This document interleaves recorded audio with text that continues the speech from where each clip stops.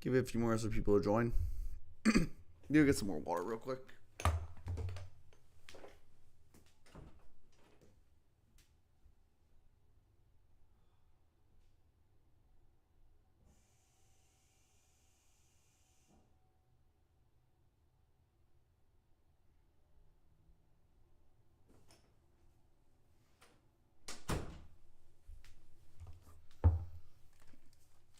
Maybe someone will join. We'll see.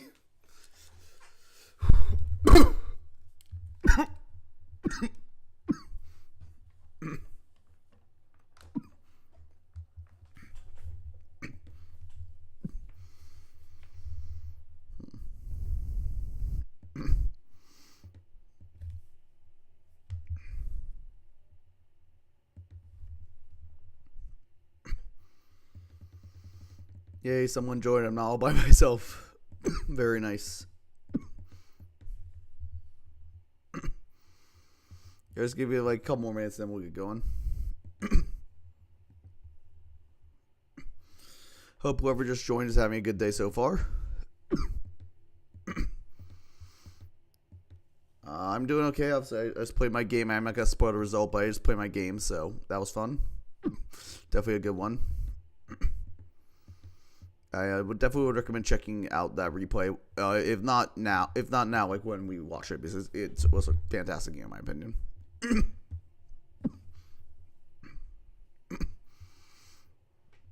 Yeah. Let's see.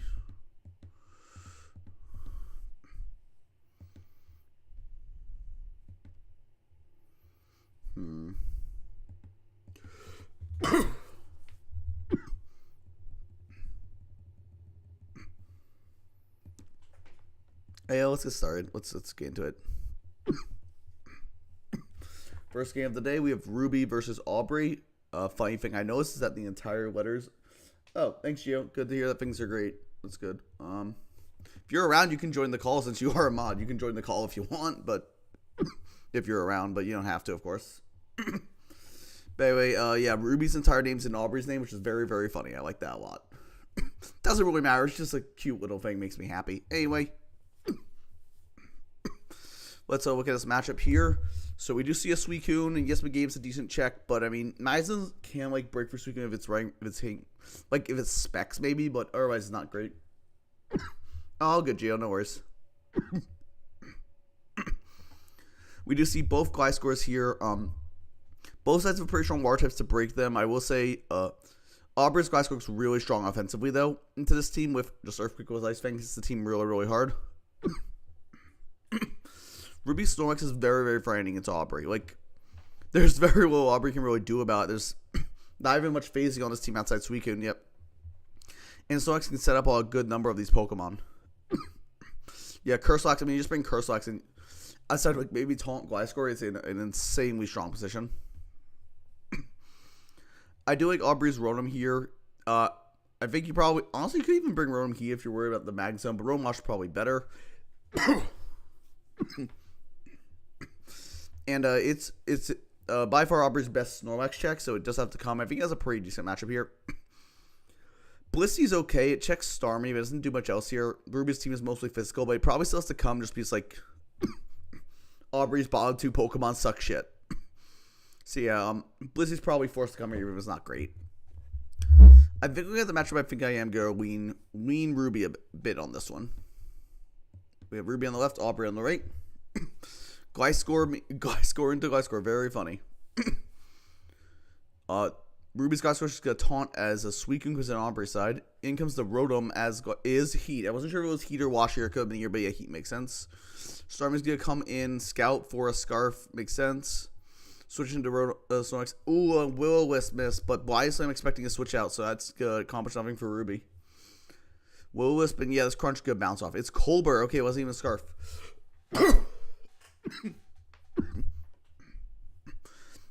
So it's gonna buy Slam, do a little bit of damage to this Gliscor. It's getting worn down by this burn though. Gliscor can get up the rocks as Starmie comes in, but Rotom can always like spin block if it wants to. Suicune's gonna be the switch though. Starmie does quick surf, and that does very little damage. Thunderbolt into Suicune, very, very strong. Suicune is going to not be into another one though. It's a good quick rest. It is. So we do see switching out to preserve health. Obviously, in comes the Roserade. Roserade can't take that hit very easily. Starmie does not well risk taking a Grass move, even if it might be able to do good damage with Psychic. And Grass Knowledge can come out from the Roserade. Toxic Spike goes up. It's some sort of hand power super effect on Roserade. Maybe Ice, I'm not sure. Let's look real quick. Yeah, it's definitely Ice. If you're hitting Roserade, you probably also hit the Glass. Yeah, it's definitely HP Ice. Yep. Roserade's gonna get another hazard. The Spike as Drapion absorbs the Toxic Spike.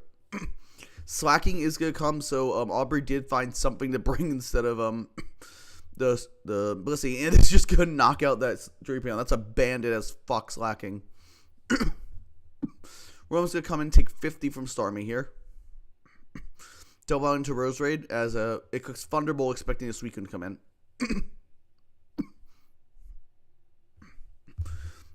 So Alex says the switch is. He's gonna Grass Knot. I mean, I think Roserade could have a Toxic Spike there since Drapion's gone, but I get it. Now let's go for the Toxic Spike. As Snorlax is gonna reveal Rest, makes sense. I kind of figured it might have it. It's gonna be Chesto, so now let's get force out this Roserade. Roserade switches out to Rotom Heat.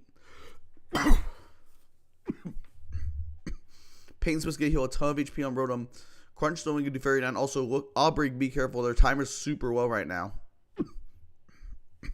Crunch doing 21, but Rotom obviously Rotom's gonna switch into Gliscor.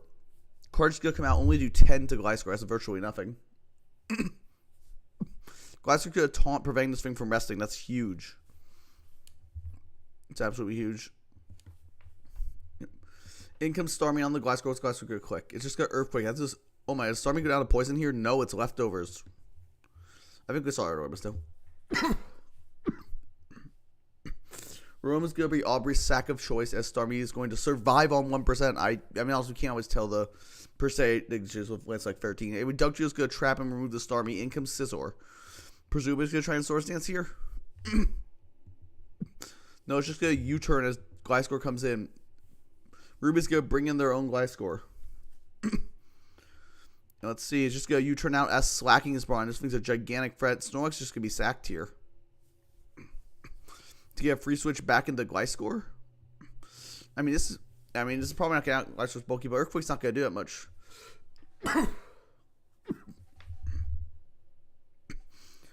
Rosera's going to come in as Gliscor U-turns the game. Is this thing in Rock's range? No, it's not. The game's going to take a ton of Hazard Chip and Poison here, though.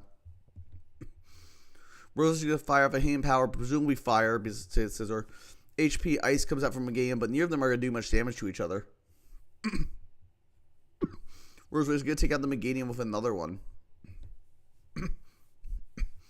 Scizor is going to come in, but I kind of doubt Rosera's in range unless this thing's banded. Rosera's just going to outspeed its HP Fire and knocks out the Scizor, and that's going to be the end of the game. I mean, Gliscor takes it, but it doesn't matter. This game is over. It's running, not even running Roost. Yeah, he doesn't even try for it. Oh, I mean, it doesn't really matter because we've gone through, so yeah. Gigantic win from Aubrey there, and their time was getting really low for a second. I was getting a little worried, but yeah. Able to keep it together under pressure and win very dominantly. I mean, this Rosary did so much work. That Toxic Spike was really big, as was the Spike. Just getting up all these hazards was huge. The Slacking, getting the clean knockout on the Drapion was big because it was at +2. And yeah, just nothing too crazy in terms of prep on either side or on those, but yeah, just very, very well played by Aubrey. Good win for them.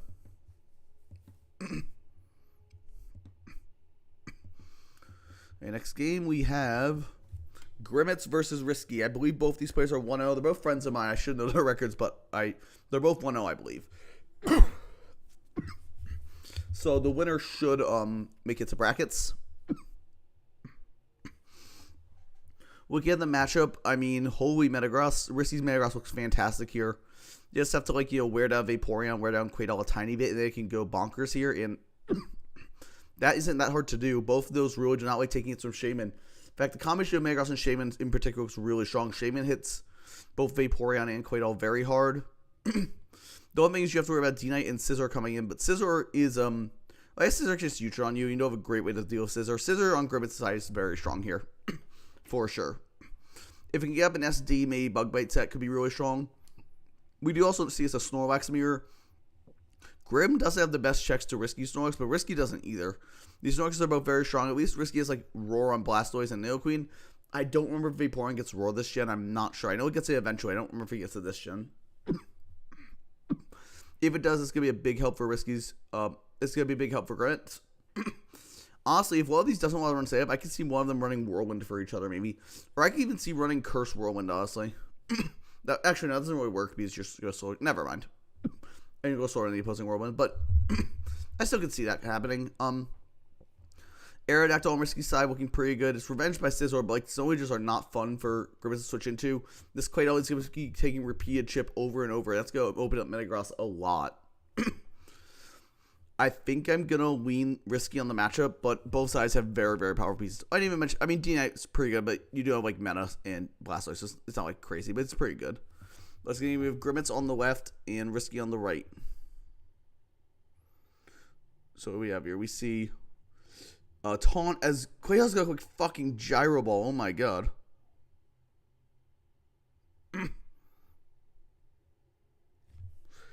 Wow, that's just good to stealth fucking King Box. Gyro Ball's gonna do nothing to Mischievous. Yeah, that's definitely physically defensive. I mean, it's kind of low base power too, so maybe it is even. Anyway, in comes Vaporeon on the Shadow Ball. I want to take a pause for a second, look at something. I'm surprised Mischievous came over any of these top 6. I think the top 6 are all really good here. I feel like bringing Mischievous over any of these opens up a big hole, but maybe I'm wrong. We'll see which one doesn't come. Shaman comes on Vaporeon, gets Toxic. Snorlax is going to come in. It should take the Seed Flare pretty well. Or Leech Seed. That's a lot worse for the Snorlax, actually. Shaman's going to heal up because switch out and gets Poison removed. Mischievous is going to come in, but Crunch is going to do 77. Yeah, I mean, I get Risky brought it for the Snorlax, but it doesn't actually do that much here. And we see even if it's Burden, so only 38 with Crunch is still a lot of damage. Sheamus get Energy Ball, not knock out the Vaporeon unless Vaporeon get quick. Is Go Wish, is it packing Protect?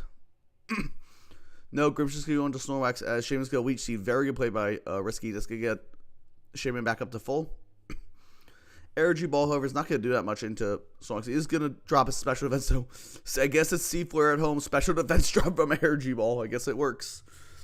Biosym's going to paralyze Shaman, though, and self-destruct. And Shaman goes down, which is a huge problem for Risky. I mean, Shaman going down there makes Vaporeon and Quaidol huge problems. Snorlax is going to come in as Grimm dings the fucking patented Fake Tears tech. Let's go. This is the third Fake Tears Jolteon this tournament. 2 of them were me. I am so happy to see someone else running this stupid move. It's so bad, but it's so funny. Anyway, Jolteon's going to come in. He's just going to take out the Mischievous Thunderbolt. Snorlax is going to come in, but Jolteon gets Fake Tears. Return from Snorlax, this +2 life on Thunderbolt is going to do so much damage. There's 66. Snorlax can't take it out, but that Snorlax is now going really low. My god, Fake Tears Jolteon, it's so funny. I was not intending to innovate, I just brought it because I really needed to break a Nidoqueen twice. I had 2 Nidoqueens in my pools. Oh, I guess Risky also has a Nidoqueen Super. Oh god, D-Knight's at +2. That might be the end of the game. Yeah, I mean, I don't know if that crit probably did not matter. It's +2 life from D-Knight. That crit did not matter. Megagrass is going to come in, take 62. It's going to quick Ice Punch, presumably. Dragonite is going to go down, but I mean, Risky has like no pieces left. Scissors going to come in here. Snorlax is the switch. Going to take 39 from Bug Bite. It's going to go down before we can heal enough from lefties. Ooh, and it's packing SD. Yeah, that's the end of the game. Wait, Snorlax did get Curse. I don't think it matters, but it did get Curse. It's going to do 50. No, unless it rolls a... Even if it rolls a turn, it's not going to do death damage. No, rest. Well, on Nutra, I agree. However, the thing is, Risky has a Nidoqueen that he benched, and that's the whole point between when I ran Fake Tears Jolteon, is that it allows you to catch the Nidoqueen on switch in and 2-hit KO it if you're running Shuckaberry. And then for teams like Scissor, I was appreciate Nidoqueen being gone. My Metagrosso appreciated being gone because I wasn't packing psychic moves. I mean, it looks a lot worse when the Nidoqueen doesn't show up. Like, that's what the tech is for, realistically. And the Nidoqueen just didn't show up. So, like, it's essentially just a Tub T-Bolt Jolteon, which is fine. And, like, it did kind of get good damage on Snorlax, so I get it. Yeah, like, it's one of those things where it's the Pokemon you were meant to attack it against didn't come. But, yeah, good win by Grimmets here. The Gyro Ball from Quaidol at the start, very nice, getting huge damage on Arrow. The self-destruct from Snorlax taking out Shaman. Honestly, that may have been the game-winning turn. Shaman was so vital to breaking down this team. Then Jolteon, you're getting off good chip on everything. Indeed, I gained a +2. I highly doubt there's no way Blastoise was +2 Outrage. Yeah. I guess there's 10% life up. It didn't really matter. Blastoise, I can't imagine a Blastoise spread living +2 Outrage from Life Orb, so that crit very much didn't matter. And it's just going to force all his progress in the end game. Metagross is good, but seeing as it hits into the Quaidol again, it's presumably banded, I guess. And Quaidol can just end up. So yeah, I like the prep on both sides. I feel like you bring the Nidoqueen over to Mischievous here. I get Mischievous is kind of meant to be a Snorlax check, but it's not a good one. Like, especially if it catches you with the crunch like it did here. Yeah, I know. I feel like the Nidoqueen would have been more useful. Maybe could have helped slow down the Jolteon, helped with Scissor a bit. I don't know, but go in for Grimmets is going to propel him into brackets. Risky's going to go down to 1-1, so he will have to win his next game. And I will be prepping with him for it probably because it's really important. Anyway. Game 3, we have Max. His name is Max, not Max. Max versus Cornero. Baron Cornero. I'm not going to say that every time, by the way. Fuck that. So let's look at this matchup here. I believe Baron Cornero might already be eliminated. I think Max is 0-1. I think Baron Cornero is 0-2, but I might not remember correctly. So against the matchup, I mean, first I'm noticing is Jolteon goes fucking berserk here. I mean, the defensive core is Skarmory, Blastoise, Rotom. Like, Jolteon goes freaking bonkers. Venusaur can check it a little, but Venusaur doesn't love the matchup versus Zapdos and Weavile. In fact, Baron Cornero's Zapdos looks pretty good. The one thing you have to watch out for is Rotom, like, statusing you. But other than that, it looks really strong here. Yeah, Cornero's team is super fast. We see all these teams with nothing over 100, and we see Cornero's team with, like, 5 Mons at 100 plus. It's very funny, the disparity. Who knows? Maybe all the slow teams are from Cornero's pool, and Cornero just took all the speed. Who knows? I will say Max's... Yeah, Cornero took them all, exactly. Max's Rotom is interesting here. It's definitely going to be very important as matchup as a check to the electric types. But with double Dark Pursuit Tremors, that could do a lot of work into Rotom. Max's Flygon is solid, but obviously a combination of Zapdos and Vaporeon makes it a bit tough. However, the lack of a Steel type on Cornero's side does mean that just like... fight fastest Mon Scarm guy, that would have been so funny. Flygon, I mean, I feel like you just run Bandit Outrage here, I'll say, and just claim your kill. You risk, like, you know, without revenging you, but who cares? You would claim one at minimum. I mean, or even just like, you don't even need Bandit Outrage, you just run like Draco. You just click Draco, like Life Orb Draco and everything. This Flygon's insane strong here. Remember, kids, draft a fucking Steel type. Please, God, draft a Steel type in DPP. Please, for the love of God, I am begging you. Anyway, yeah, funnily enough, Ambipom looks really good here. Like, there's no normal resist, and yes, like, Zapdos can take the hits, but after Rocks, it gets worn down really fast, especially from Life Orb. Yeah, I think I have to give this matchup to Max. I think the only thing Cornero is going for is maybe the Weavile, but that's about it. Let's get into it on matchup. Max on the left, Cornero on the right. Flygon versus Zapdos. What's Flygon gonna do? It's just gonna Toxic. As Zapdos U-turns out. Interesting. So he went at least maybe a slightly more bulky Flygon set than Toxic Kitchen to Vaporeon as well. Earthquake's gonna do 48. Now that's pretty offensive. Vaporeon's going Acid Armor. Oh my god. What a tech. Interesting. I don't really get into Rotom, but it's here. U-turn, but you can just bring in Rotom and this Vaporeon doesn't do shit to you. Let's go Ice Beam. That's gonna do very little to Rotom. And then it's just gonna die to Thunderbolt. Or I guess it does Spadef. It's Spadef Acid Armor, but the Toxic's gonna wear it down too much, yeah. Just switch out the Vaporeon into Zapdos to catch the Wish after the Thunderbolt. Fair enough. I mean, yeah, non-choice Flygon is crazy here. Is your choice to get rid of Weavile? It's just really good. Rotom, as there's a trade Thunderbolt, Zapdos is gonna be low. In comes the Dugtrio. Rotom's just gonna go rest though. Is it Chesto? It is not, but I guess it's forced out. I mean, I don't know. What's Dugtrio gonna do to you anyway, I guess. Anyway, Scarman comes in. Oh, you forgot the Rotom was Electric Ghost. That's unfortunate. Anyway, Vaporeon comes in. It's just gonna fire off a Surf. Also not good. Vaporeon is now in Rock's range. She just got an extra tick of Rocks on Drapion for nothing. Crit Night Slash, but that is resisted in this generation. It only does 35 even with the crit. Yeah, Night Slash again only does 11. Yeah, right, because of Sniper, the crits do fuck ton. Night Slash again, but even if a crit's good do like nothing, Skarmory can just quick Brave Bird here and take off almost half of Drapion's health. Sack the Vaporeon to Rocks, okay. Skarmory, what's good? It's just go Roost. So Skarmory's back up at full now. Jolteon's gonna come in, okay. Out to Venusaur. Thunderbolt's gonna bounce off this, yeah. Even from Life Orb, that's a bulky Venusaur. A really bulky Venusaur of Life Orb minus 19. In comes the Zapdos, takes Rocks. Venusaur's gonna Symph. This Zapdos is getting really low. It has to Roost this turn if it has it. It's just quick extra sensor. It probably doesn't have Roost. Venusaur will just knock it out with HP Ice probably. Actually, it probably is HP Rock that I think about to catch the Magmortar. HP Rock would make a bit more sense. That is a Specs Flamethrower, and it burns the Flygon. Wow, that's unfortunate. Earthquake's not even going to kill the Magmortar. So yeah, there goes the biggest threat on Max's team, but I think it's a little too late. Magmortar solo dies to Rocks anyway. Close combat. Will the Magmortar get the Flame Body Burn punish this? It will not. In comes the Dugtrio. Galley's Scarf, though, so it can just knock out of close combat.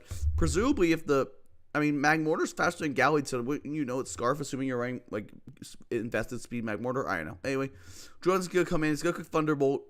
It does outspeed, so that's an Adamant. That must be an Adamant Scarf Galley, then. Double Edge is going to do a ton of Jolteon to end the game. It should just take off Drapion here. Yeah, very, very dominant win from Max. I believe this puts him up to 2-0. Yeah, I mean, nothing too crazy. I'm happy to see Ambipom show up. I really like this matchup. This is an interesting fight. Like I said, I would have just brought Button, Quicker Jones. I would have just brought Life Orb and Quick Buttons repeatedly. Like, I don't think Cornero had any answers to that. Especially because, wait, the Weavile didn't show up into Rotom Flygon. What? They did not bring the Weavile into Rotom Flygon Venusaur. That is insane. Well, I guess he could have just brought Specs, just brought Bandit Outrage and killed everything. Holy shit. Like, the man didn't even bring Ice Shard. Yeah, that if he just went Scarf or banned Flygon and clicked Outrage, like, it just 6-0'd basically. But yeah, very good, very big win from Max here. Get into our next game. These are going by fast, I will say. Or going by quite quickly on this stream. Let's see. Okay, let's get into game 4 here. Bandit to outslow everything, yeah. So we see Ruby again. They did lose their previous game, so they're looking to get bounced back into it and try and salvage their run versus Tribal. So we do see on Tribal side a very strong looking Infernape. The only real checks are Gliscor and Starmie. Starmie doesn't want to switch in, and Gliscor can't just catch a straight HP Ice. And Gliscor can have trouble running Yashi here, like, because if Infernape ever catches you on the switch, it doesn't fucking matter. Tribal's Gyarados is pretty solid. Just have to chip down the game a bit and make sure Magnezone. Actually, no, Earthquake probably kills Magnezone Struggle. Anyway, this Registeel's looking pretty solid. Gliscor's the only thing that really breaks it. Yes, you have Magnezone, but like honestly, I would just run like Brick Break Registeel, like Super Spadef with Rest, and then Magnezone can't beat you even if it runs Magnet Rise. On Ruby's side, Starmie looks pretty solid. You have to catch the Celebi with a Signal Beam, but like you do have okay ways to wear down the Registeel between Gliscor and Magnezone, so that's not bad. I do like Ruby's Drapion matchup a lot, actually. It could do a lot offensively, but it also could just be a defensive piece to check Celebi. That makes a lot of sense. So I definitely like Drapion in this matchup. I think Megaeum probably has to come just because Gyarados is such a huge issue. Superpower, it could run Superpower, yeah. So yeah, Gyarados, I mean, you could run Superpower, but the problem is that Superpower I don't think does enough. No, it's just going to keep Thunderbolting you. I don't know, it depends on the sets rule. It depends if, like, Max was running Rest itself or whatever. Anyway, yeah, I think if you have Tribal matchup, just, like, all their Pokemon look really good here. And Ruby just has, like, the Starmie and the Drapion. The rest only looks subpar. So yeah, I'm going to give Tribal the matchup here. Let's get into it. Ruby on the left, Tribal on the right. Gliscor, we burst Infernape. Infernape's going to get HP Ice, but Gliscor's going to live. Oh my god. However, Gliscor's just going to get Brox. Infernape's going to switch out as Gliscor U-turns. Oh no. Wait, why didn't Infernape just knock this out? What were they worried about? I guess Starmie coming in. A crit U-turn's going to take out Celebi with... That's probably a bulky Gliscor. That definitely would not have O-code. That's really unfortunate for Tribal there. Infernape's going to come back in. So presumably it's Scarf then. Just a quick U-turn, knock out the Gliscor. As Swamper's going to come in. What's Ruby going to bring in here? Meganium makes sense. Out comes the Registeel. We see goes off. It's going to start chipping this thing. Registeel is revealed to not be lefties, so it's going to be taking this chip permanently. Reflect goes up as Magnezone comes in. The double into Muck, though. Interesting. Does Muck have it? Muck can't really do anything to Magnezone behind Reflect, though. Yeah, in comes Swampert. Thunderbolt, but surely it's packing HP Grass, right? Oh, it is packing the Magnet Rise. I did call that in preview on matchup. Tribal did expect the Magnet Rise, though, and quick to Ice Beam, or may just expect a Megaeum come in. Magnez's good quick HP Grass. That's going to bounce off the Muck, but I mean, everything's taking so much damage trying to run out this Reflector. Thunderbolt's going to 2-hit kill the Registeel now. Starmie is now super opened up with the Celebi getting crit and the Registeel going down. Fire Blast is going to knock out the Magnezone, but Starmie can just come in for free here. Yeah, Starmie's looking insanely frightening. The 2 real checks to it went down. Psyche does 55 to per. That's not even Life Orbs. That might be Specs. I don't even know if it's Specs. It might just be a more offensive Swamper. It's probably Specs. In comes Muck. It's presumably Psyche again. Yep.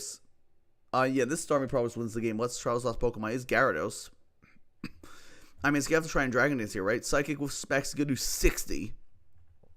Gyarados is just going to Dragon Dance up. In comes the Megaeum, though. That's going to take a hit very easily. Earthquake. Surely this thing was Ice Fang. There's no way Ice Fang knocks out from here, right? It only does 48. Freeze Earth Punch. No, Leechee's going to come off me, and Gyarados is guaranteed to go down next turn. Megaeum can just protect, or it can go into Starmie. Gyarados get Ice Fang. Personally, I feel like going into Starmie there, going into Megaeum, there was a bit of a... Switching out Megaeum, I think it was a bit of a throw. If a quick Earthquake would have done so much damage into your Starmie, you need Starmie healthy. But I don't know. Well, actually, you don't need it healthy. Anyway, Verm's going to come in. Drapion's going to come out. U-turns. Yeah, but... Swamper's the switch. But like, Megaeum comes back in on this. Megaeum's down 23 rocks. Substitute Drapion. Swamper's going to Earth Power, though. It's just going to crunch, get that chip. Swarmbird's gonna knock out Earth Power. Presumably, what's gonna come in here? I mean, don't think it really matter. Starmie's gonna come in. Yep. Swarmbird's gonna quick protect. It doesn't really matter, but like you might as well waste a Psychic PP, I guess. So he's gonna knock it out, and Frame's gonna come in. He's gonna have to lock into U-turn though, presumably. Oh, it's gonna lock into Fire Blast, but that does not knock out the Starmie. I guess yeah, you have to lock into Fire Blast and hope for the crit there. But no crit, and Ruby's gonna win 3-0. I mean, I feel like the game kind of just ended when Celebi got U-turn crit on turn 2. I'm not gonna lie. Like, Celebi would have been huge into Magzone. His Magzone's HP Grass would have been huge into Starmie, obviously. It can wall them games, leech seeds for days. Like, yeah, I mean, the game kind of ended on turn 2, which is unfortunate. But, like, I just don't see what all Tribal could have done once that Celebi went down. The 6, let's see. 6 Pokemon could have been Snorlax, Scizor, or... Snorlax or Scizor because he's not bringing the fucking Monferno.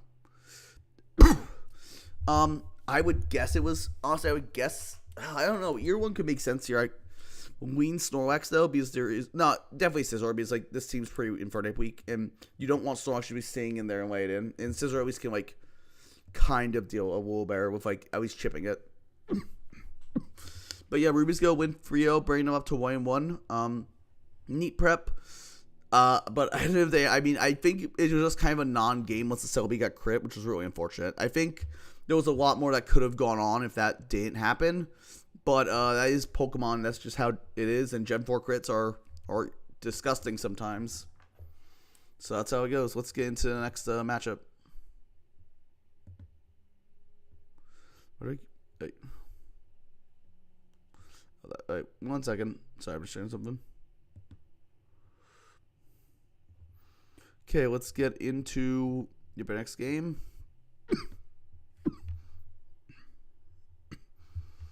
And here we have King Eevee versus Ball Diddleman. So I believe those players, Eevee, I think they're both 1-0. If I remember correctly, I'm not sure. Sorry, I see something on my thing I'll look at later. So let's just go into the matchup here. King Eevee versus Ball Diddleman, which, no offense to this guy, I kind of hope he gets knocked out soon, so I stop having to say his fucking name. It's really uncomfortable for me. But anyway, regardless, let's look at the matchup here. Dragonite looking quite strong, as it usually does. Just have to get rid of the Metagross. And to be fair, Ball Diddleman does have the worst ways to get rid of Metagross. He has a Steelix, a Raikou, a Celebi, a Machamp. Like, he has ways to hit it really hard and wear it down, even like Blastoise.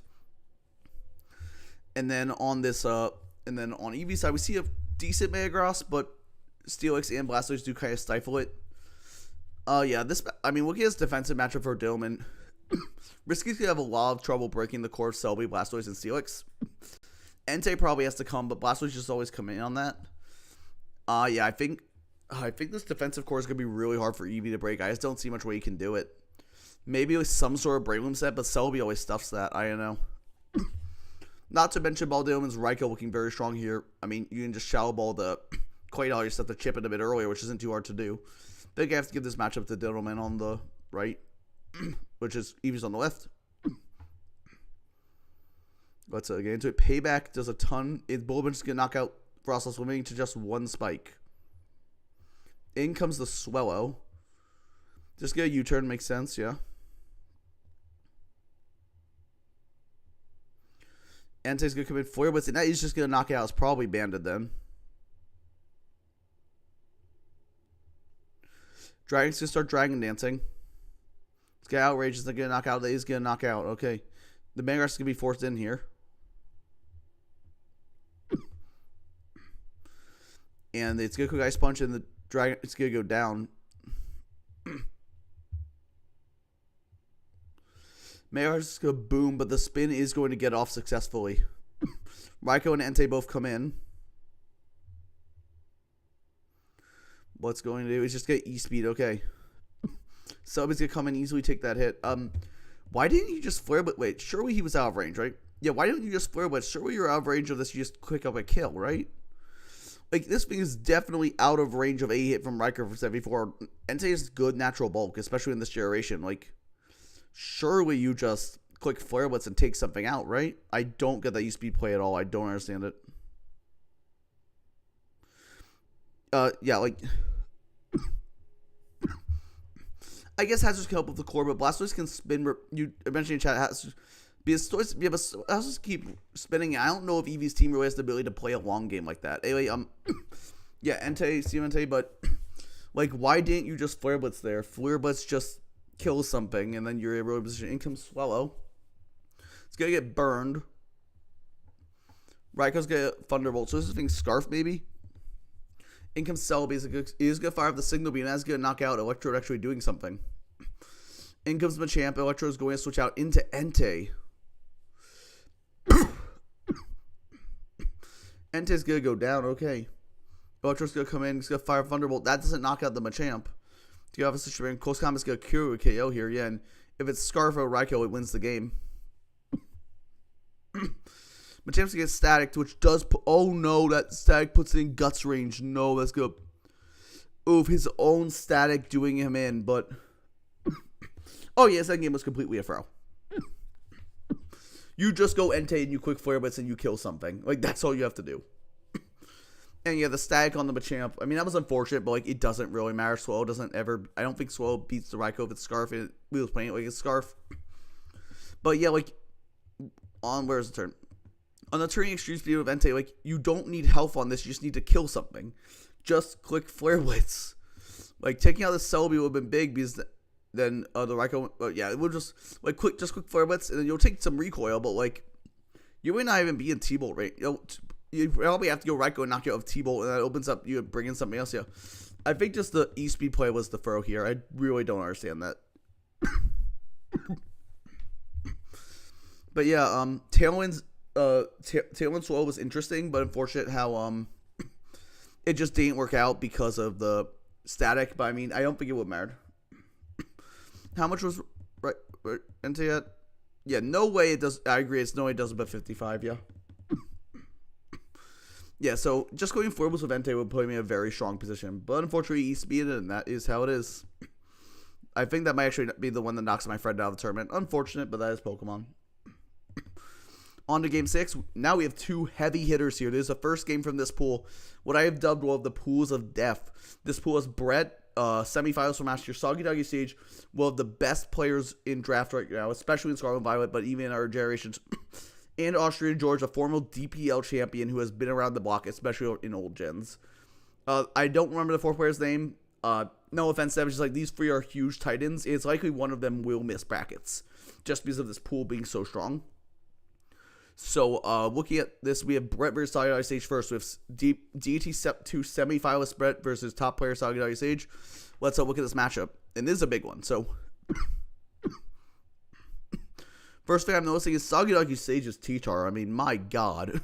Like, what switches into it? It's pretty much Metagross, and Metagross kind of just gets fucked by the combination of Rotom and Bronzong, even Donphan. Yeah, T-Tar looks fantastic here.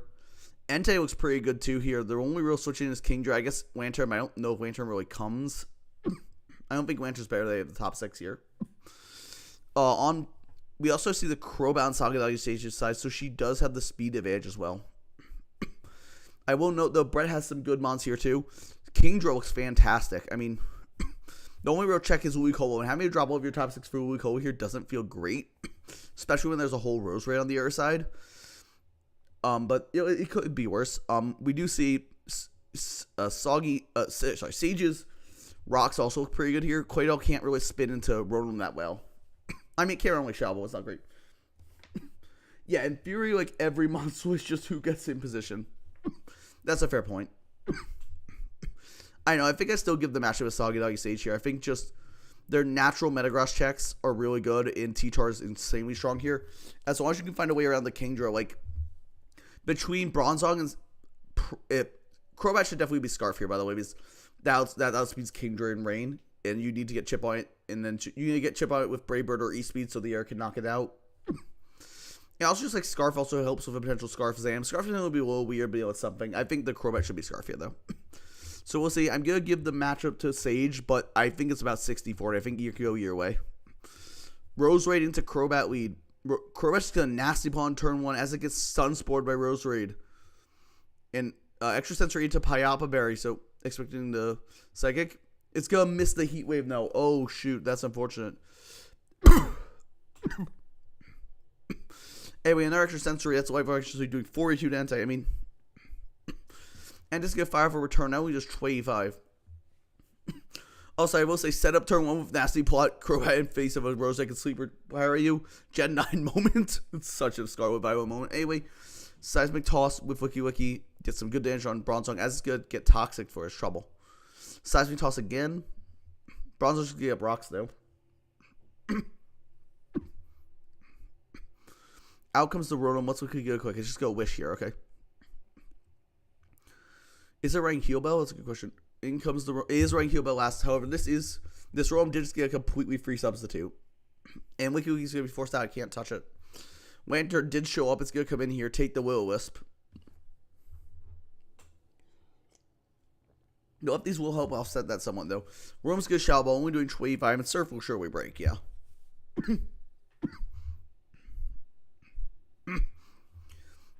Rotom's going to continue clicking sub to try and wear down this Lantern, but Lantern's not going to give in to us, like, Toxic or Thunder Wave. It's just going to keep surfing. Yeah, Brett is right. Last year he did have Rotom T-Tar, and Rotom T-Tar is a very strong combination, I do have to say. Like, if you're going to get T-Tar, if you can get T-Tar Rotom, it's one of the best pairings for T-Tar, and like, T-Tar Rotom Clef is like the god combo. I've seen it a couple times, but yeah, T-Tar Rotom is just such a strong pairing. Brett, you did very well with his last year. Rotom is going to knock out the Lantern with Shadow Ball. Alakazam comes in, though. Crobat's the switch. I mean, it's just a sack. It's so low. Yeah, Shadow Ball's going to do 40, but obviously it's paralyzed. It's useless. Another Shadow Ball will knock out the Crobat. In comes the T-Tar on Sage's side. It's just going to try and pursue. And Alakazam's going to go down. That's a Scarf Pursuit, though. This is going to give Kingdra a chance to do something. In comes Ludicolo, however. That is the Kingdra check. It is going to quick Dragon Dance, though, so he's a physical Kingdra. Looks very strong at this point in the game. Outrage is just going to Oko that Ludicolo. Oh, God. What's going to come in here? Bronzong. Bronzong doesn't even live Outrage. It does. It's going to boom. It's just got Earthquake. That's not going to do enough damage. You're going to need like, enough Sand Turns to try and gain an E-Speed range. It's one berry, so it can't even get a confusion here. Bronzong is going to protect, get another 6%, but I don't know if it's going to be enough. It's going to try for a double, which is 50% of this gen, but yeah, Waterfall's just going to knock it out. In comes the Entei. Is E-Speed going to knock out from here? It will. So it's 3 on 3 now. What's Brett's last Pokemon he's going to bring in here? No, he's going to go Wiki Wiki. Makes sense.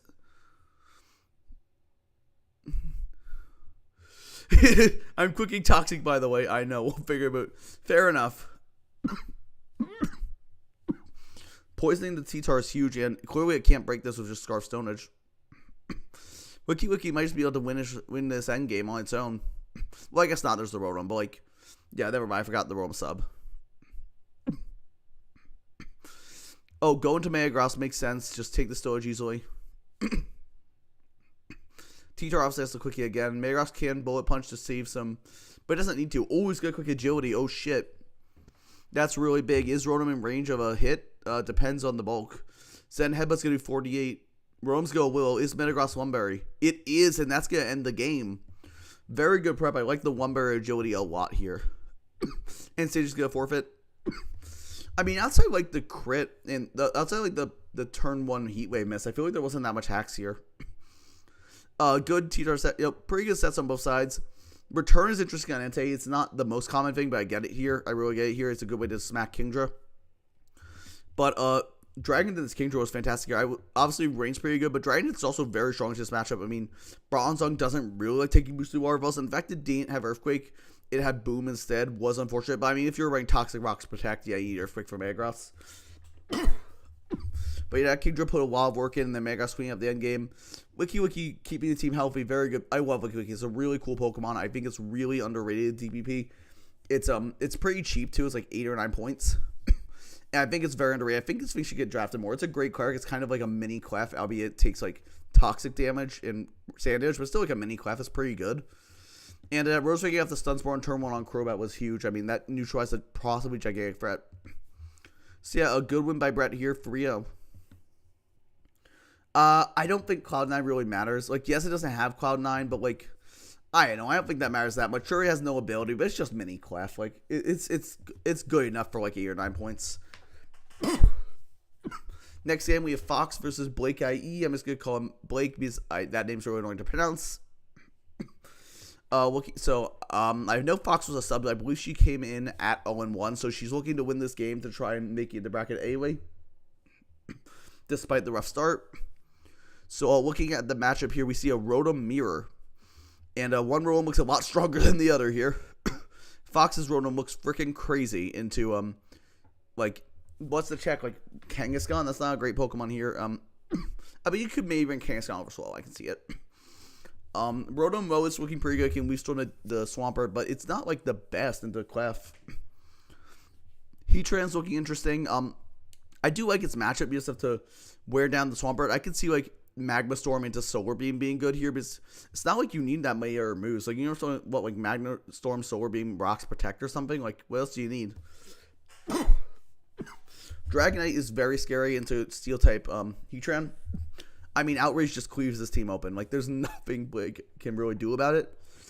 But he can prep to make sure Dragonite can never set up. And to be fair, not much on this team really does let Dragonite set up very easily. Like, even Breloom, Fire, and Spore, albeit Dragonite could run sub because, like, it's just so good here. And it could run Lum as well. But I think Dragonite's really good. You just have to make sure you can get in position. And it shouldn't be too hard to do, honestly. Yeah, I think if we have the matchup to Fox here, her team just looks a lot better in this matchup. Even with two, like, pretty much useless shares. Oh, Cacturne's usable, but it's not usable in this matchup. And a fucking Wormadam for some reason. But yeah, I think Fox gonna have the advantage here. Fox with her custom avatar. I love this one. It's so cute. We see Quail Toxic turn 1. His Gyara's, like, our Swampert's gonna Waterfall, but he's gonna miss the Toxic. That's unfortunate. Quail's just gonna get up rocks, and Swampert's also gonna get up rocks. Is Quail gonna spin on this turn? It is. Swampert's going to take it down, though, presumably with Waterfall. Yeah. So rocks are up on Fox's side, but it shouldn't be that hard for Fox to get back up. Fox is going to... Oh, in comes Rotom on Blake's side. Fox is going to just click HP Ice, presumably. In comes the Clef. Yeah, Wormadam is the team steal, which is very funny. Knockoff, Gateway of Kangaskhan's Choice Band, and it gets fully paralyzed. So it does show it's an offensive side. In comes Rotom, but Kangaskhan is scrappy. This hit could hurt. Burk Break's going to do 27. Surely Return will do a lot. Thunder Punch only does 49. It's a bulky Kangaskhan. Oof, that's a rough full power. Damn. That's a really rough full power. That Return would have done so much damage to that Rotom. Overheat from the Heatran. Only going to do 46. Clef is going to easily take that. Slow comes in on Blake's side as Clefairy was just going to quick Seismic Toss. Slow is going to get poisoned by the Toxic Orb. Swellow gets Pursuit. Today I learned. I mean, it's probably his best move to hit Rotom, to be fair. Swellow gets Pursuit, and that is going to do good against Clef. Presuming this Rotom is Frightening Scarf, yeah. Swellow getting Pursuit is hilarious. I had no idea. Anyway, Pursuit coming on Heatran. Heatran's going to quick HP Grass. That is 89. Wow. And our one will just knock it out, yeah. I mean, I feel like Fox could have maybe just gone out to... Oh, wait, Cluster. Well, never mind. Fox was higher. Anyway, Dragon is going to come in. It's going to probably Dragon Dance here. Yeah, is that Scarf Rotom? HP Ice. And that is going to knock out Dragonite. That crit probably did not matter. Unless it's like a super broken, yeah. In comes Hitmonlee as Weezing's Blake's last Pokemon. Interesting. Hitmonlee's going to get off the spin, removing rocks from both sides for this game. In comes Clefable, presumably all Will-Wisp. Yeah, that Will is going to do literally nothing. In fact, it's going to protect Clef from its getting its Speed Lord by power, I guess. Heatran's going to come in. Clef is going to Soft Boiled. What's Heatran even going to do here, though? It's just a Flamethrower. No. Ooh, a crit. That's gigantic. But Clef getting the paralysis off means it can just Soft Boil safely here. I would have thought the Heatran was just going to boom if it came in there, I'll be honest. Anyway, Swellow's going to come in. Hitmonlee's the switch. It's going to go down to Facade for sure. Yep. Fox's last Pokemon is Crobat. Okay. In comes the Weezing as Crobat's going to quick Air Slash. It doesn't do that much. Wesley Frightening on Tom. Why would you switch there? Yeah, I'm not sure. I'm not sure either. Crobat's going to quick Gas by an HP Ground. But this Rotom is going to come back in. It's going to Thunderbolt. But Clef can easily eat that up. Just going to Thunderbolt again. Try to keep Clef low. But Clef can just Soft Boil this away. And then it can eventually knock off Rotom's Scarf. And then, like, yeah, knock off the Scarf. And presuming this Crobat's running Shadow Ball or Dark Pulse. Now let's see a very strong position. Rotom just kind of have to fish for crits here. Like, that's the only out. And yes, like, Clef gets one. Clef can't really damage it, but it's going to paralyze this Rotom. That's really big. Yeah, Gen 4, you can paralyze electric types. Clef is going to Soft Boil as the Swallow comes in. It's just going to U-turn, though. Expecting a Rotom. And Blake's going to bring back in their Rotom, taking nothing from Seismic Toss, of course. This could be a long end game. I'm going to skip through the clef switches. In comes the Swallow. Oh, it's Toxic, right? It doesn't matter. But big Swallow switch from Blake here. Facade is going to take out the Clefable. Wow. Surprised they sacked that, but Romosh is going to knock this out with T-Bolt. Yeah, it doesn't have to be anything more. Rome's going to come in. Wash is going to Thunderbolt again. You got to get the full power here, though. And now they're going to switch on the Leaf Storm. Wow. Oh, no. They did not know this isn't part water type. No. And now gets a Venastapine out. Probably wins the game. Air Slash. Flinches. I doubt. I mean, if Weezing, even if Weezing had boom, you can Shadow Ball the opposing room. Air Slash is going to miss. Weezing's going to get a pain split, but it's a roll, I guess, now. Air Slash just going to get the higher roll and knock it out. And assuming he has a move to hit Rotom, that's the end of the game.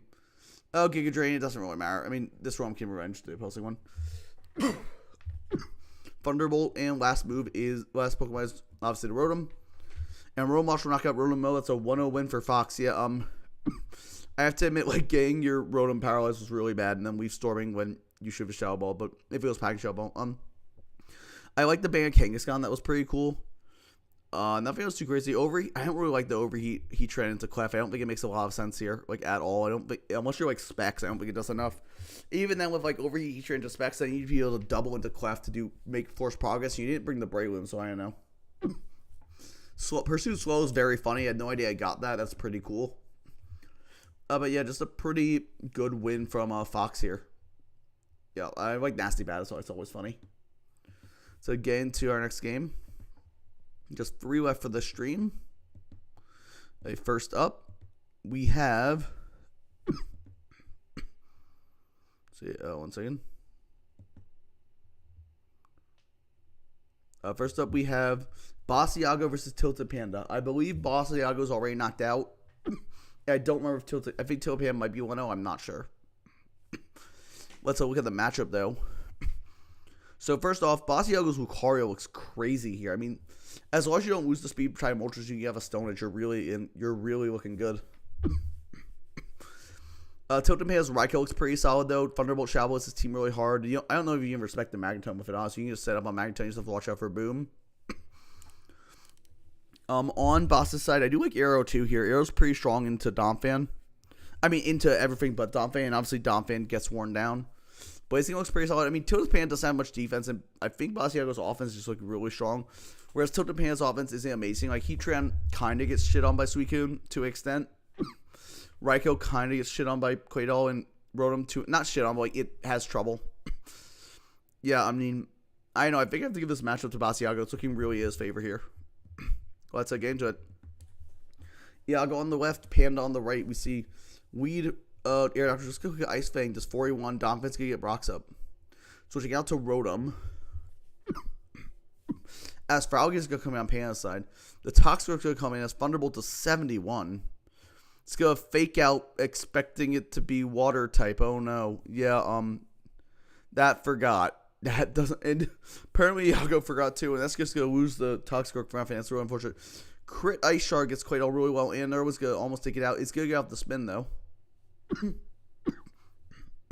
So you can say, but show you rocks here. You rocks now. Quaidol's in range of rocks anyway. So we can just start Calm Minding.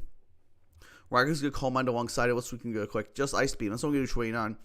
This Raikou's now looking at a very strong position. In comes the Quaidol, dies to rocks. Yeah, Raikou's looking really good now. It's at +2. Does Aerodactyl have the Earthquake?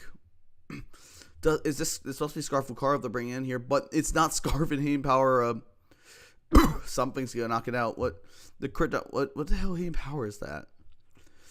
What the hell Healing Power would you run on Raikou? It must be. It's a ground for the stupid of Magneton. Fair enough. Anyway, Raikou probably just wins. If that. Why don't you just go Aerodactyl and Quickie Attack and pray for crit or something? Yeah, Rotom Appliance has been really good all tournament. Sacking off the Blaziken here. As oh god, Raikou just goes to +3. Is the Blaziken Scarf? No. Is the Rotom going to do anything? No. And, okay, he's not Was Aerodactyl not running Earthquake? That's crazy. Even if it's not like Stone Edge, you can always go for a Stone Edge crit. I don't get it, but yeah, Raikou's just going to win the game for Panda here. I mean, that's it. Not much else to say. That game happened. I don't know what else to say about that. It is a game of Pokemon where Raikou swept the team.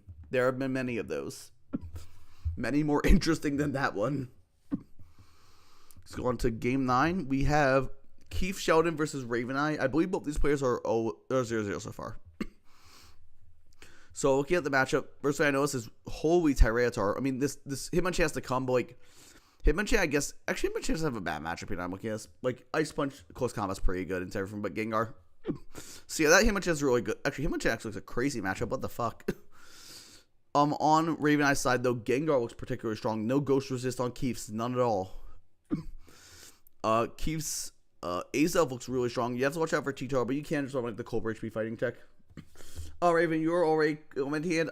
Oh wait, I'm getting you confused with Raven Queen, who has not played 8 games yet. My apologies. It's 2 Ravens. I'm losing track. However, obviously Raven I can still win this game, to not go winless, which would be nice. We see a Kingdra on Keith's side. Honestly, I mean it's good, but like you have T-Tar to get rid of the rain. You have Blastoise and Registeel. Obviously, Kingdra's always good, but like I don't think it's as dominant here as it can be in some matchups. Yeah, I think I'm gonna lean Raveneye here. I think I really like their team in this game. Let's see how it goes. So we see Shaman lead into Roserade. Shaman's just gonna sub. Let's Roserade real quick. It's just gonna give a Toxic Spike on turn 1. Does Keith have a ground poison? He has a Venomoth, but I don't know if it came. A Psychic into the Roserade does a lot of damage. Staff Drop's not gonna really matter. Hand Power, Fire, if I had to guess, for the Metagross. Earth Power's gonna knock out Roserade. Roserade goes down, but you have the Toxic Spike, which could be big if Venomoth doesn't show up. Gengar's gonna come in with. Is Metagross come in? Yeah, it's obviously a Sludge Bomb here. Yeah, Metagross does not quick pursue, he just Ice Punches. Predicting Gliscor coming, I guess. Hitmonchan's gonna come in on the Registeel. It's gonna be Wumberry, very interesting. Are you in next game, Geo? If not, we aren't watching it this stream unless you're next game. Shadow Ball is going to knock out Hitmonchan. Oh, not Hitmonchan. Sorry, Hitmonchan's gonna knock out Gengar. I'm out of it. Anyway, Gliscor comes in on as Azelf is a switch. Gliscor can quick wing attack and do 42. That's not bad damage. It's gonna get up Rocks and Gliscor's gonna knock it out with U-turn. Okay. What's gonna come in on Keith's side? Query does not have Venomoff. He's really brought in by now. Hitmonchan's gonna get poisoned again. Yeah. I believe Gio, if I remember correctly, you're the first game for the next stream because I always set up the next stream before I start this one. Anyway, they're gonna trade spin, get rid of each other's hazards. Thunder Punch Hitmonchan can do good damage. He's good onto Surf, but this isn't a bad position for Keith at all. In comes Registeel on the sub. If it's running Side Shots, it's going to break it. Does Registeel have a way to break the substitute? Earth Power does a good damage there. Just to get up the rocks, okay. Earth Power again. Is in range of another one even after all these? It's just going to boom. Fair enough. I mean, you have to get rid of the sub somehow. Gliscor comes in. Shaman's Gas Speed C4 do 68. Wing Attack will do 54, but Shaman's looking at a really strong position now. C4 is going to knock out the Gliscor. What's Raveneye's last Pokemon? They have to bring it in here. It's T-Tar. T-Tar should be able to take the C4. Oh, a C4 miss, and T-Tar's going to have a free Dragon Dance. That's very scary. That's a very unfortunate miss. It's going to have a second Dragon Dance as it's going to Seed Flare again.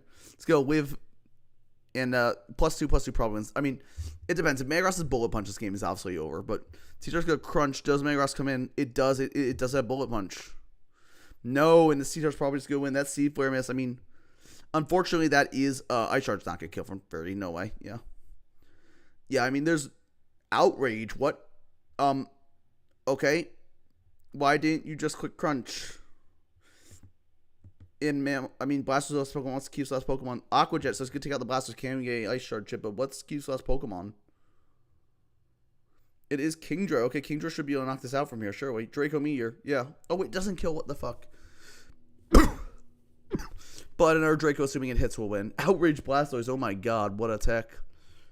It just goes Surf. Oh no. Surf at -2 doesn't KO. No, you had the Draco there. What the fuck? That's a really sad ending, I'm not gonna lie. Like, I do feel really bad for Keith, man. If he just clicked Draco there, he won us 90% of the time he had to hit. If he had Dragon Pulse, he also always won. Oh my god. Well, he did have Dragon Pulse, so quick Dragon Pulse, but yeah, you have the Draco there. I mean, I guess he didn't calc it, but like, I think Draco's always the play, right? Like, I guess if you don't calculate, can't tell, but Outrage Blastoise is fucking wild, dude. I've never seen that. It's rare I see something I've never seen before in DPP. I've never seen Outrage fucking Blastoise. I've never seen Outrage Cheetar here, but Outrage Blastoise is like the really good one in this matchup. So that's cool. Yeah, that's a really cool prep. I like that Outrage a lot. It's very smart. Keith had some cool prep. I like the sub on Shaman a lot. It was really good in this matchup. Kingdroke's very short in endgame, but yeah, I mean, T-Char broke through the team so much early. Yes, Outrage and Crunch do the same damage, but I'm pretty sure because of the way damage is calculated, Crunch does slightly more. I believe Crunch does slightly, I think it does like 1%-ish more because of the way damage is calculated. It might not have mattered, but it just depends. Really, if it wasn't, I mean, it wasn't packing Stone Edge clearly, so. But why is it running Outrage over Stone Edge? Are you going to hit the Hitmonchan channel? I don't get it. Just run Stone Edge there. That's much better than Outrage in this matchup. I mean, it worked out. I'm just very confused by the decision behind Outrage T-Tar when like +1 Stone Edge destroys Kingdra anyway. But I mean, good win by Ravenite. I mean, doesn't +1 Stone Edge shred through Kingdra anyway? I would be shocked if it doesn't. I mean, I get it's for Kingdra. I just don't think you need it. I think Stone Edge will do enough damage, but maybe I'm wrong. I'm not the best at head calcs. A good win by Ravenite, though. Very good win. Obviously, the throw was unfortunate, but you got your win, which is nice. Going 1-2 is not too bad. On to our final game of the stream. We have my very good friend Black117, someone who I've only ever beaten with hacks, a very close friend of mine, a very good player, versus Awanzi Viri, who has done pretty well in ADV and DP tournaments in the past. So two very good players here. I do see on both sides of Tentacruel, interesting in I think both Terrors will be really important for trying to check each other's fighting types. On that note, Black Lucario goes fucking insane here. Oh my god. I mean, nothing wants to take it. I guess Infrared can try and revenge it like Mach Punch or Vacuum Wave. Other than that, it just goes bonkers here. Ace Alpha to no Dark type is also very strong. Fair enough, Raven. Anyway, we're gonna see Ace Alpha looking quite good. Registeel's the only real stop to have to. I guess Dusclops, but wearing Ear of those down is great because Black getting his Shaman in easier is awesome. Zapdos also looking very good into Awanzi Viri. The Crobat, it does give Awanzi Viri the raw speed advantage, but I'm not sure how much that matters in this one because Crobat can't force that much progress. Awanzi Viri's Shamans is looking pretty good. The Shamans are probably going to have to check each other, so that's going to be interesting. I assume they'll both be running Air Slash. What exact sets they're running is I don't know, though. I think I'm going to give the matchup to Black, though. I think he does have a bit of an edge here. Let's get into the game. Black enough, Awanzi Viri on the right. Crobat lead into Gliscor. Crobat's just going to U-turn on turn 1. Gliscor's going to take only 4%. Going to U-turn out on the Swampert. Zapdos comes in. In comes the Registeel, calling out and getting off a big Heat Wave. That's just a good third. Zapdos is going to be forced out with the Fire Thunder Wave, Toxic, and boom. In comes the Gliscor. Rocks go up for Awanzi Viri. Gliscor going to get rocks up for Black as well. U-turn out on the Dusclops. In comes Tentacruel. Tentacruel's going to get burned for his troubles. So that's going to make it start getting worn down even through the lefties. Knocking off the Dusclops, getting rid of his lefties is nice. Obviously, it's not a violate this gem, but still, knocking off those leftovers is big. Dusclops' recovery is just Pain Split and rest. Going out to Shaman. This should take the size of the toss very well. Yeah. Oh, that's a more offensive Shaman. They did 29. 29 means it's around, I think, 360 HP maybe. Leech Seed on the Crobat, gets some chip. It's going to U-turn here, obviously. Yeah, it's going to U-turn out as Zapdos comes in. Infernim's going to come in on Awanzi Viri's side. This telegraphing band or Spax because otherwise I don't think you ever kill Zapdos. Go a quick Stone Edge and knock out the Tentacruel. So Tentacruel goes down. This means the rocks on Black's side are going to stay up. Gliscor comes in with Earthquake. It's just a U-turn though. I'm sorry, I think this Gliscor might be Scarf then if he brought it in that way. I could be wrong though. Actually, no. If you expect the Infernape to be locked into Stone Edge, never mind. Leech Seed gonna do more chips to this Infernape. In comes the Gliscor. So Infernape's gonna flare. What's this time? It's just gonna U-turn. Okay. In comes Swampert. A lot of U-turning in this game. Draft League player do quick U-turn, as they say. Ice Beam is gonna knock out the Shaman. That's an offensive Swampert. That's probably a more offensive Swampert and a more offensive Shaman if that's at 59. Black's in a bit of a tough spot now. Azov's gonna Psychic as the Registeel comes in. That's definitely not in range of a Fire Blast. Lucario's going to be a switch, but you have to watch out for something like T-Wave. It's just going to Seismic Toss, though. Free Lucario for Black is very nice here. Oh god, it's gonna stay up on the protect, is it? Yeah, you cannot protect. Lucario's one of those Pokemon you can never protect its face. It can always set up immediately, and you are screwed. Like, you can never protect Lucario's face. It's way too dangerous, and he asks us to take it out. In comes Infernape, but sure we just dies to E-Speed, right? Oh, right, Mach Punch. Yeah, he's gonna switch out or Mach Punch. But no, Infernape goes combat. If Lucario just stayed in quick extreme speed, he might have just won the game on the spot, but I get it. You do have to scout for the Mach Punch. That's fair. Because obviously a 2 KO Gliscor, but I guess the Mach Punch bluff did work. Zapdos is going to come in here. It's probably just going to roost. Dusclops comes in. Yeah, that was just going to roost here, obviously. We are going to fire off a Discharge. We are going to get the Para as well. Will Zapdos get burned? Discharge is going to get crit and knock out Dusclops before it can Pain Split. That's unfortunate for Alonzi Shaman is Alonzi last Pokemon. Zapdos is going to Heat Wave, get off 43. What's Shaman going quick? It's going to Heat Power Ice. Go away. Yeah, why would you run Rock here? Go and Power Ice. Heat Wave is going to do a ton. It's going to get Shaman very well. Shaman's going to quick rest, though. So Zapdos is getting Ruin Chip. However, Zapdos can obviously just roost here. No, the Shaman's asleep. Is this Rest Talk? Holy shit, it's Rest Talk. Rest Talk on Shaman is crazy. You just run Natural Cure usually. Anyways, that was going to Heat Wave. If Shaman can get the hand power, that would knock out. Just get rest again. Okay, Zapdos can probably roost on this turn. No, it's going to Heat Wave, but Shaman knocks out with hand power here, but he calls the rest correctly. Let's speed for a sequence of it. It's going to take a while. Zapdos is going. Heat Wave is going to knock it out. Yeah, but Zapdos is going on to burn here. I'm surprised he didn't roost on that turn. Anyway, Shaman's going to switch out as if Lucario comes in. Lucario's just going to Swords Dance again, and this time he knows there's no Mach Punch to fear. He's just going to quick Extreme Speed. No way Crobat was plus 2 E-Speed, right? There's no way. Yeah, Crobat goes down. That's going to be the end of the game. Shaman can't. There's just close combat's going to knock out. Yeah, I mean, as soon as he knew there was no Mach Punch, like, this thing just won the game. It's getting Extreme Speed. Okay, I feel like you know it's not that fast. Anyway, it doesn't matter because, well, don't you just close combat here? Or no, you just E-Speed again, putting yourself range. Fair enough. I mean, Shaman's go rest, but now it's just free to kill. Yeah, you just keep Extreme Speed, but surely it's going to be in Azelf range after. If it gets an arrest, it would just go on to Lucario, but it doesn't really matter. Azelf always revenges.